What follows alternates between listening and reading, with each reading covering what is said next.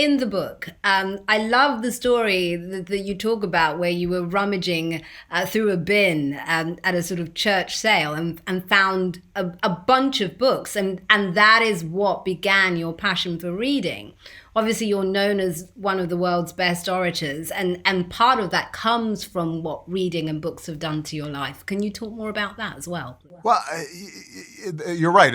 I tell a story about going to a church rummage sale. That's what they call it in the States. I don't know if they use the same phrase. Yeah, we call them like church fates, isn't it, Marcus? It's like a church fate. Yeah, but it's basically people getting rid of stuff and other people finding treasure in other people's garbage, right? Yeah. And I just saw this big bin of books, and I don't know what prompted me, but I started picking them out, and I took a big box full of them home, and they cost 5 cents each, and started diving in my free time. Now, I have to confess, though, and I hoped I made this clear in the book, my mother is the one who had planted this love of reading, or this impulse towards reading in me. I think it had gone dormant for a while.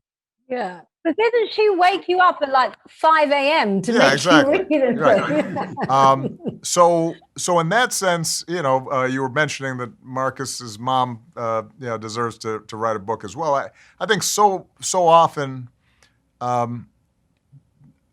we're fortunate if we have parents who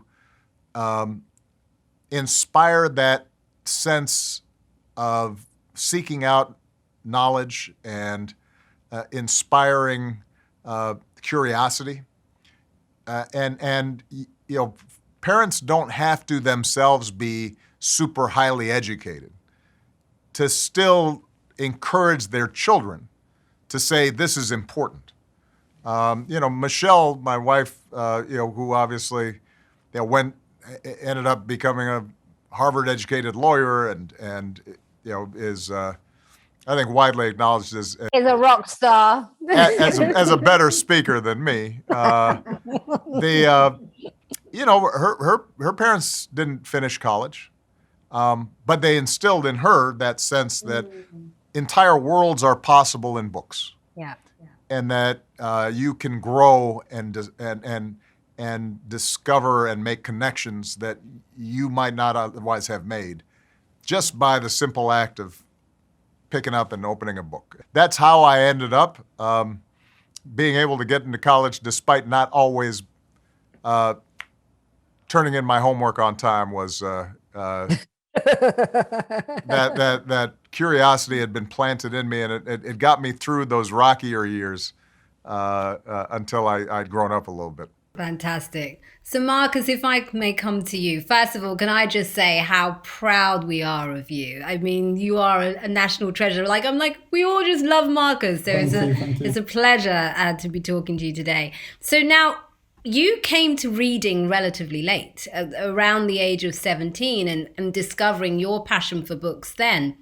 Can you talk about how that changed your outlook of life and why you now feel this is so important to offer kids the opportunity to fall in love with books at an earlier age than even you? Yeah, for me being in sports, I just knew that my life could change very, very quickly. And if I wasn't mature enough or, at a certain level in my own head, then it makes stuff like fame and bits like that even more difficult to cope with. So I got a book passed to me by a psychologist. That was the first book I ever read, and just from them really I just started learning that through books you can grow yourself in whichever way you want.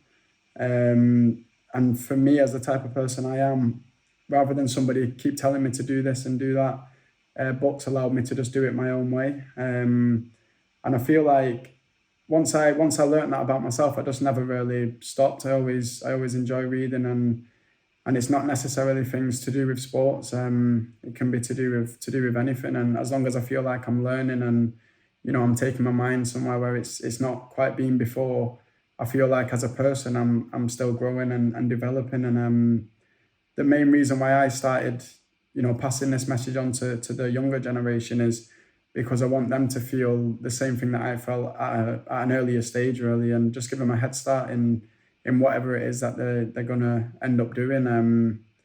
And yeah, for me, it's a journey that's still ongoing, but I'm enjoying it. I'm enjoying it every day, and I'm learning new things. So yeah, I just fell in love with reading from that, really. Fantastic. And I'm impressed you find the time with training as well. No, but you know what? You're either training or playing games or traveling. But then other than that, you're usually just resting. You know, your body's gets quite tired throughout the year. And yeah, for me, when your body's tired, it's important to keep mentally ticking over. And you know, for me, books is definitely a way of doing that.